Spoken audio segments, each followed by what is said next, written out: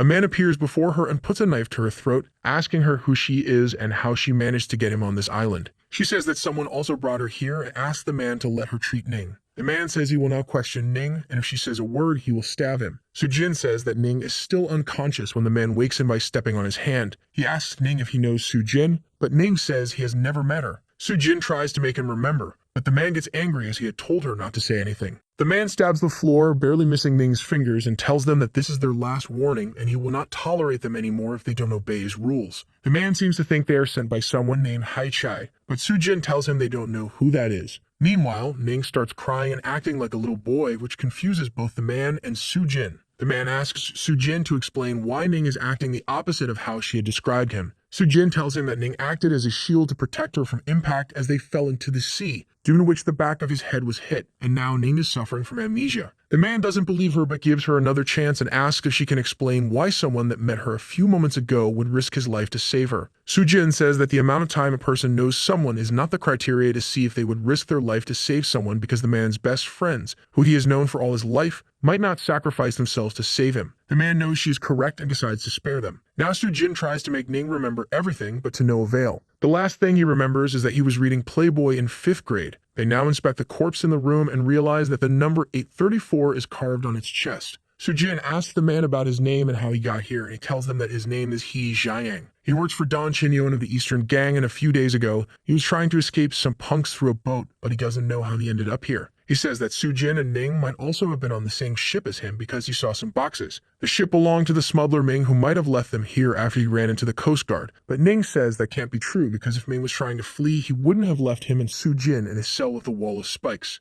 Ning thinks this is all a game and that the numbers on the corpse's chest are a code. Sujin agrees with Ning that these puzzle-based adventure games are very popular these days, and she believes there must be other clues here. They again inspect the corpse and see a small scroll in its ear, which shows a map of where they are. Ning realizes that he has seen this map before, but he can't remember where he saw it due to his memory loss. The next morning, Jiang wakes Sujin and Ning and tells them they are going to the point on the map where X is marked. When Sujin tries to disagree, Jiang says that he doesn't trust them and they should behave like his slaves if they want to survive. They now go through a forest where they find a trap with fresh blood. Jiang tells them to cover up their tracks as they don't know who is present on this island, and also orders them to find food. Later, as they are eating food near a cave, Jiang tells Sujin to make a bed out of hay in the cave while he tells Ning to keep a watch and not come inside the cave, otherwise he will kill him. Jiang goes into the cave and tries to rape Sujin, but Ning intervenes and says they are a team, so he can't keep quiet while Jiang attacks Sujin. Angry with him, Jiang leaves them alone and he sits outside alone, thinking about how shameful it is that he got lectured by Ning. He now hears a scream and goes with Sujin and Ning to where they found the trap. They see a person running from someone as he falls into the trap, but they don't help him as they can't see who is chasing the man. As the man crawls out of the trap, his chaser arrives and kills him, which causes Sujin to faint. They go back to their cave, and Jiang tells Ning to get some sleep as he will keep a watch.